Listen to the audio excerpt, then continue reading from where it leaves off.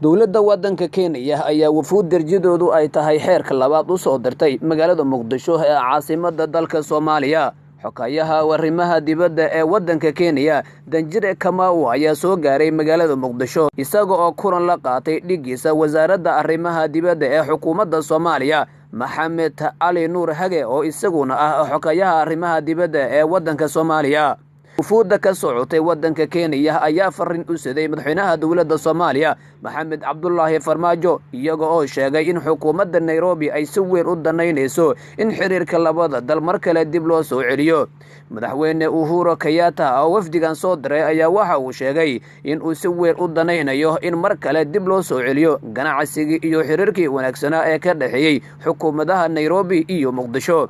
dowladda federaalka ah ee Soomaaliya ayaa 3 bilood ka hor si adag u diiday in dowladda Kenya ay qaad ka soo dejiso guud ahaan gayaga Soomaaliya. dhinaca kalena waxaa jiray in ganacsatada waddanka Kenya ay culeys xoog leh ku saarayeen xukuumadda Nairobi in Soomaaliya wada hadal la galo si markaasi ganacsiga labada dhinac mar kale uu dib ugu soo laabto. xokayaha wasaaradda arrimaha dibadda ee dalka Soomaaliya Maxamed Nuur Ali ayaa isaguna waxa uu sheegay in markaasi Kenya qaadka oo kaliya aanay Soomaaliya u soo dhoofin balse waxyaabaha muhiimka ah ee labada dal ay horumarka ku gaari karaan in la isweedaarsado sida waxyaabaha ay beeralayda soo saaraan labada dhinac.